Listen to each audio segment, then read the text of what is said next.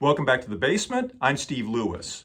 This week we begin wrapping up our deep dive into the year 1965 with a look at the fourth quarter, the months of October, November, and December. This time we'll be looking at music, movies, and news. Next time we'll wrap up with a look at television, music at year end, and what the Beach Boys were up to. Let's begin with a look at the first album chart of the quarter, October 2nd, 1965. Help by the Beatles is in the fourth of its eventual 9 weeks at number 1. Look at Us by Sonny and Cher is in the fourth of 8 weeks at its number 2 peak. I'm sure they must have felt they'd have gone to number 1 if they hadn't been up against the Beatles. At number 3 is The In Crowd by the Ramsey-Lewis Trio. It'll go to number 2 on November 6th. The Sound of Music is at number 4. It had been in the top 10 since May 1st and still has a long run in the top 10 ahead of it. At number 5 is Out of Our Heads by the Rolling Stones. It had been their first U.S. number 1 album, having spent 3 weeks in the top spot beginning August 21st. At number 6 is Herman's Hermits on Tour, still in the top 10 from the beginning of the last quarter. Bringing It All Back Home by Bob Dylan is at number 7. It's Dylan's first top 10 album. Released back in March, it had taken a while climbing the chart. It'll peak at number 6 next week, October 9th. Disney's Mary Poppins is still in the top 10 since December 1964. It's currently at number 8. At number 9 is the Beach Boys' Summer Days and Summer Nights album. As discussed, it had peaked at number 2 on September 4th. And rounding out the top 10 is Beatles 6. It had been number 1 from July 10th to August 21st, a total of 6 weeks. And in top 10 singles as the quarter began, at number 1 is Hang On Sloopy by the McCoys. At number 2 is Eve of Destruction by Barry McGuire. McGuire had been a member of the mainstream folk group the New Christy Minstrels and was best known as the co-writer and lead singer of their 1963 number 14 hit, Green Green. McGuire performed Eve of Destruction on the September 20th edition of NBC's Hullabaloo. The socially conscious, overtly political lyrics have been a feature of some folk music, but are new to the hit parade. It certainly finds a receptive audience. Eve of Destruction had gone to number 1 1 week earlier on September 25th. At number 3 is Yesterday by the Beatles. Yesterday was an album track from Help in the UK. In the US, Capitol held it back for a single release. It'll go to number 1 next week, October 9th, and stay there for 4 weeks. Catch Us If You Can by the Dave Clark 5 is in the second of 2 weeks at its number 4 peak. At number 5 is You Were On My Mind by We 5. It had peaked at number 3 a week earlier. The In Crowd by the Ramsey-Lewis Trio is at number 6. It'll go to number 5 on October 9th. At number 7 is Treat Her Right by Roy Head. It'll spend 2 weeks at number 2 behind Yesterday starting October 16th. You've Got Your Troubles by The Fortunes is at number 8. It'll peak at number 7 on October 9th. Baby Don't Go by Sonny and Cher is at number 9. With Sonny and Cher now having big success on the Atco label, their prior label, Reprise, re-released their 1964 single, Baby Don't Go. It had been a minor regional hit in '64. The re-release is currently at number 9. It'll spend 2 weeks at number 8, beginning October 9th. And at number 10 is Laugh at Me by Sonny. It's Sonny Bono's one and only solo hit. Though not as overtly political as Eve of Destruction, it too features the kind of socially conscious lyrics becoming popular in hit music. Laugh at Me is in the second of 2 weeks at its number 10 peak. Top 10 singles that will come and go in the fourth quarter include Just a Little Bit Better by Herman's Hermits, which will spend 2 weeks at number 7 beginning October 16th. Do You Believe in Magic, the Lovin' Spoonful's first hit, will go to number 9 on October 16th. A Lover's Concerto by the Toys, with music from Bach's Minuet from the Anna Magdalena Notebooks, will spend 3 weeks at number 2 beginning October 30th. It's the single that asks the musical question, How gentle is the rain? Keep on Dancin' by the Gentrys will hit number 4 on October 30th. Get Off My Cloud by the Rolling Stones will be one of the year-end's biggest hits. They had promoted their last 2 singles, The Last Time and Satisfaction, with appearances on ABC's Shindig. To promote Get Off My Cloud, they appear on NBC's Hullabaloo on November 15th. The Stones are in the U.S. for their 4th North American tour, which began in Montreal on October 29th and will wrap up at the Sports Arena in Los Angeles on December 5th. Get Off My Cloud will become the Rolling Stones' second U.S. #1, replacing Yesterday at the top of the charts on November 6th and staying there for 2 weeks. Everybody Loves a Clown by Gary Lewis and the Playboys will hit number 4 on November 6th.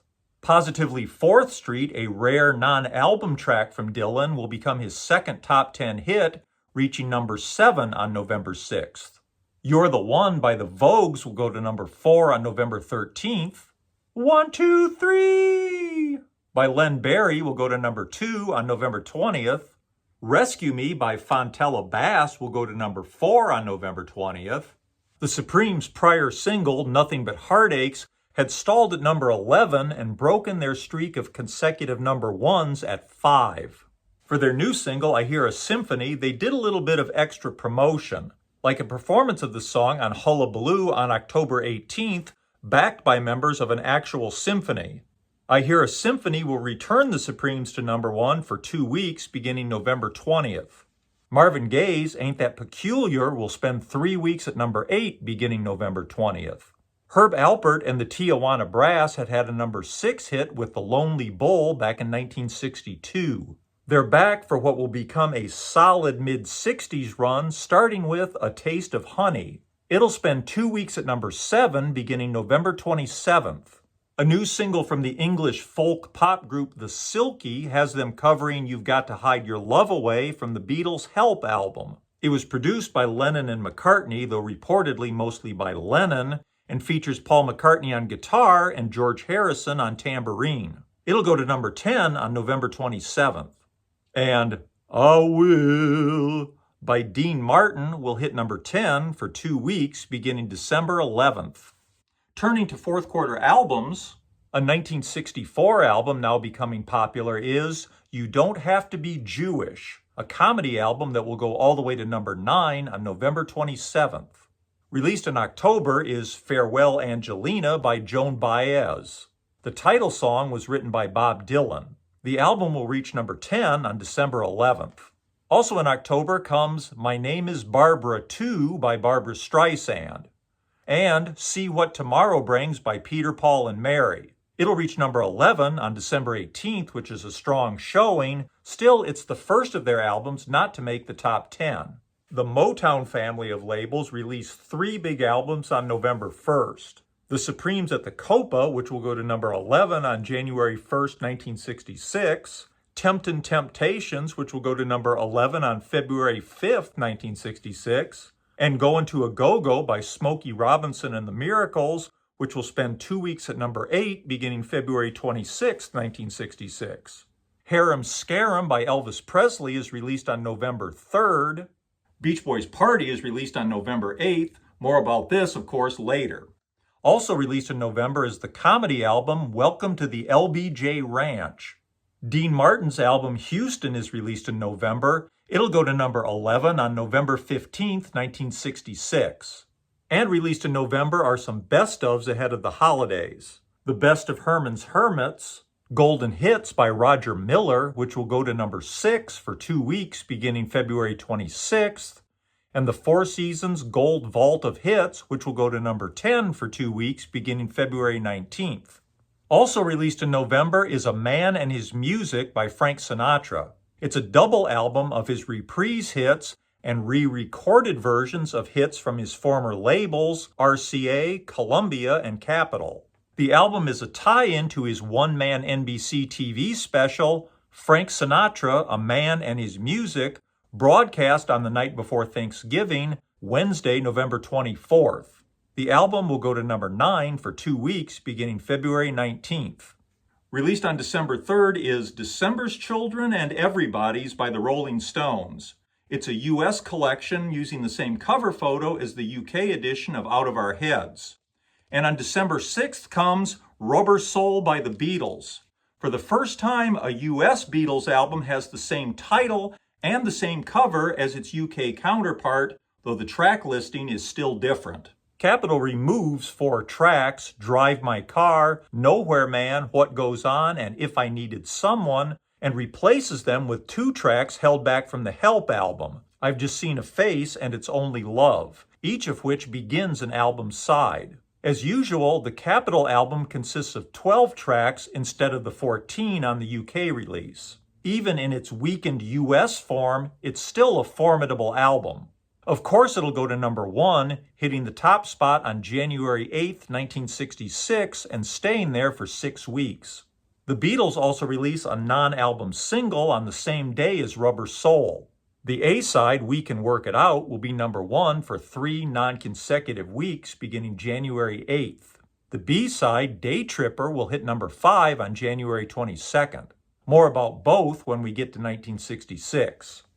And also released in December is Hang On Ramsey by Ramsey Lewis. It'll go to number 15 on April 16, 1966.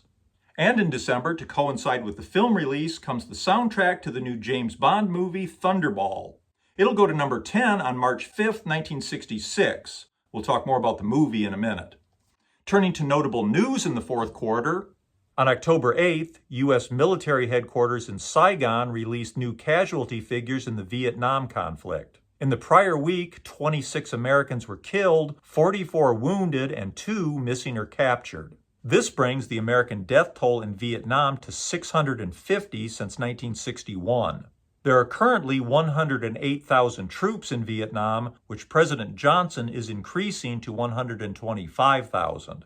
On October 18th, David Miller, a member of the pacifist group Catholic Worker, is arrested for burning his draft card during a protest against the war in New York. He's the first person arrested under a new federal law signed by President Johnson making the action a crime, punishable by 5 years in prison and a $10,000 fine. On October 26th, in an unusual honor for teen pop stars, the Beatles receive MBEs at Buckingham Palace. On November 7th, Art Arfons regains the world land speed record, hitting 576 miles per hour just before his jet-powered car careens out of control with a blown tire on Utah's Bonneville Salt Flats. He topped the record of 555 miles per hour set by Craig Breedlove in his car, the Spirit of America, just 4 days earlier. Arfons is uninjured in the crash. And speaking of fast cars and injuries, published on November 30th is Unsafe at Any Speed, The Designed-In Dangers of the American Automobile by Ralph Nader. Nader's thesis is that U.S. automakers are highly resistant to spending money to improve safety features, instead focusing on keeping costs low and emphasizing stylistic features which sometimes add to the hazards. Coming in for particular criticism is the Chevy Corvair.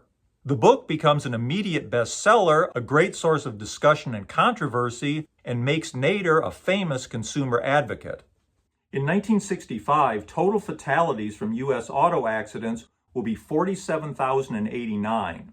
That's 24.24 per 100,000 population. In 2023, the most recently available year, that percentage will be 12.04% per 100,000 population, less than half of what it was in 1965. While we're on the subject of books, other notable nonfiction published in 1965 includes Arthur Schlesinger Jr.'s 1,000 Days, A History of the Kennedy Presidency, and The Autobiography of Malcolm X, published on October 29th, 8 months after his February 21st assassination.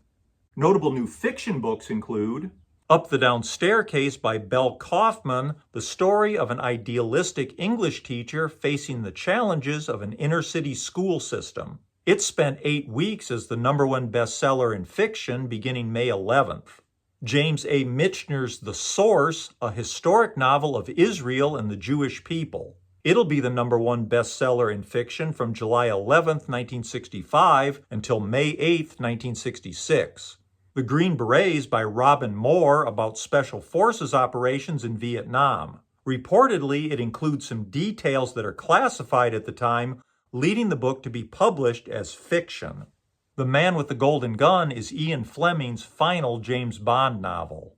The first draft was finished and editing was underway when Fleming passed away on August 12, 1964. Despite criticism that it's not as polished or detailed as Fleming's earlier Bond books, it'll be a major bestseller.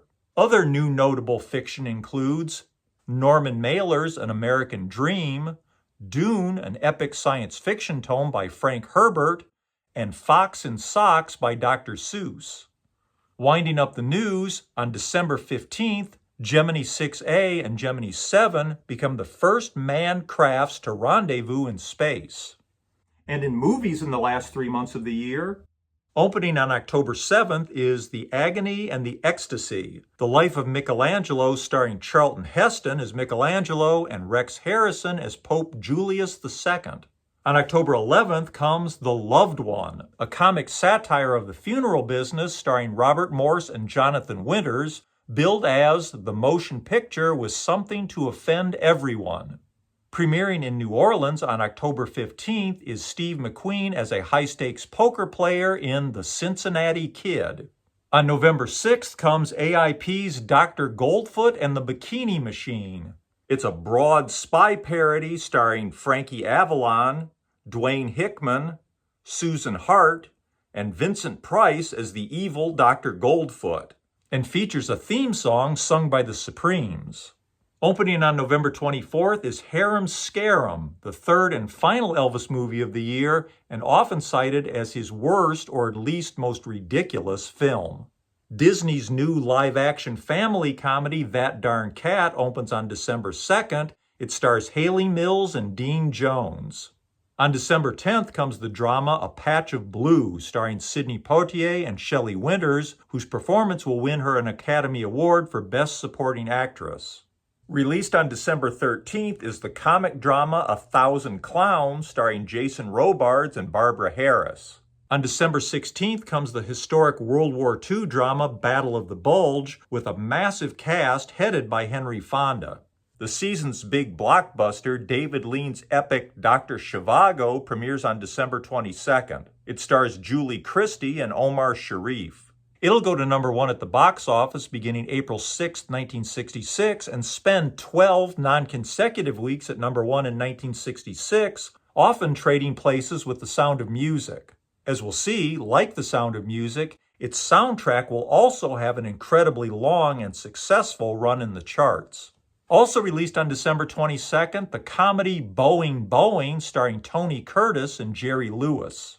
On December 23rd comes Richard Burton in the thriller The Spy Who Came In From the Cold, based on the number 1 best-selling book of 1964 by John le Carré.